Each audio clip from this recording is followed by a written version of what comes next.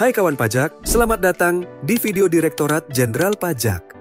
Dalam video ini, kita akan membahas bagaimana cara melakukan pengembalian pendahuluan pada SPT masa PPN berstatus lebih bayar di Cortex. SPT berstatus lebih bayar terjadi ketika jumlah pajak masukan yang dapat dikreditkan lebih besar daripada pajak keluaran dalam suatu masa pajak tertentu. Sistem akan memproses pengembalian pendahuluan jika penyampaian SPT memenuhi kegiatan tertentu sesuai pasal 9 ayat 4B Undang-Undang PPN. Perlu kami informasikan bahwa Cortex kini menawarkan fleksibilitas dengan dukungan dwibahasa, bahasa Indonesia, dan bahasa Inggris. Tutorial kali ini akan memandu Anda menggunakan antarmuka berbahasa Inggris. Perlu kami tekankan bahwa informasi yang kami sampaikan dapat mengalami perubahan seiring dengan perkembangan ketentuan perpajakan terbaru dan proses pengembangan berkelanjutan sistem Cortex. Jadi, sudah siap pelajari cara baru lapor SPT PPN di Cortex? Mari kita mulai bahas langkahnya bersama-sama. Langkah pertama adalah masuk ke portal wajib pajak.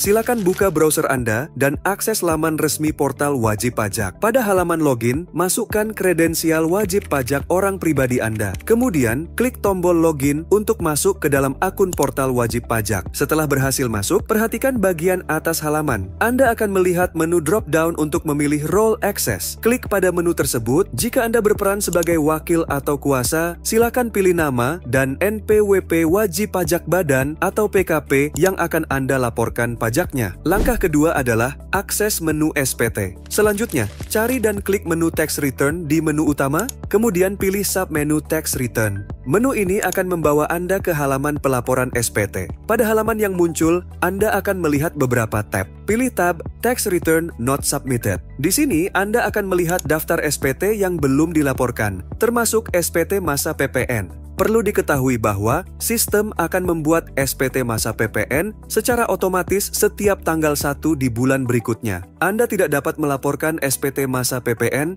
jika belum menyampaikan SPT pada masa pajak sebelumnya. Cari baris yang menunjukkan SPT untuk periode yang ingin Anda laporkan. Pada baris SPT PPN yang ingin Anda laporkan, klik tombol View di kolom sebelah kiri. Ini akan membuka halaman detail SPT yang akan Anda isi dan laporkan.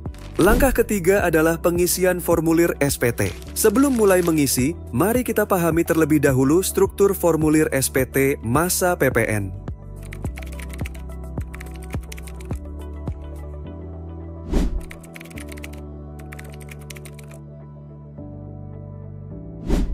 Mari kita mulai dengan memeriksa bagian header. Data pada bagian ini akan terisi otomatis berdasarkan informasi yang terdaftar di sistem DJP. Periksa kembali kebenaran informasi yang ditampilkan.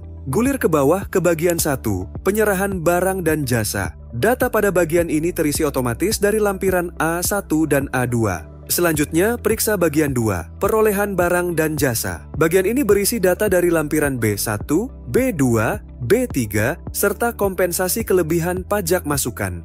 Selanjutnya perhatikan bagian 3, penghitungan PPN kurang lebih bayar. Bagian ini merupakan hasil perhitungan dari bagian-bagian sebelumnya. Untuk SPT masa PPN berstatus lebih bayar, secara default lebih bayar akan dikompensasikan ke masa pajak berikutnya kecuali terdapat kegiatan tertentu dan memenuhi untuk dikembalikan melalui pengembalian pendahuluan atau pemeriksaan. Silakan pilih opsi Be Returned with Fast Refund atau dikembalikan melalui pengembalian pendahuluan untuk melakukan proses pengembalian atas lebih bayar dari SPT PPN. Setelah memilih opsi pengembalian pendahuluan, Anda perlu menentukan rekening bank yang akan digunakan untuk proses pengembalian. Ikuti langkah-langkah berikut. Klik tombol Select Bank Account. Sistem akan menampilkan daftar rekening bank yang terdaftar pada profil wajib pajak Anda. Pilih rekening yang akan digunakan untuk proses pengembalian dengan mengklik Select pada baris rekening yang sesuai. Selanjutnya, data pada bagian 4-8 akan terisi otomatis jika terdapat data yang relevan berdasarkan data pembayaran, faktur pajak, dan lampiran. Jika terdapat PPN atas kegiatan membangun sendiri, Anda dapat mengisi nilai dasar pengenaan pajak pada kolom di bagian 4. Pada bagian 9, kelengkapan SPT. Unggah dokumen tambahan jika relevan dengan kegiatan usaha Anda. Misalnya, jika Anda PKP yang melakukan penyerahan kendaraan bermotor, maka unggah daftar rincian penyerahan penyerahan kendaraan bermotor. Jika Anda mengisi kolom hasil penghitungan kembali pajak masukan yang telah dikreditkan pada bagian 2, silakan unggah hasil penghitungan kembali pajak masukan yang telah dikreditkan. Terakhir, isi bagian 10,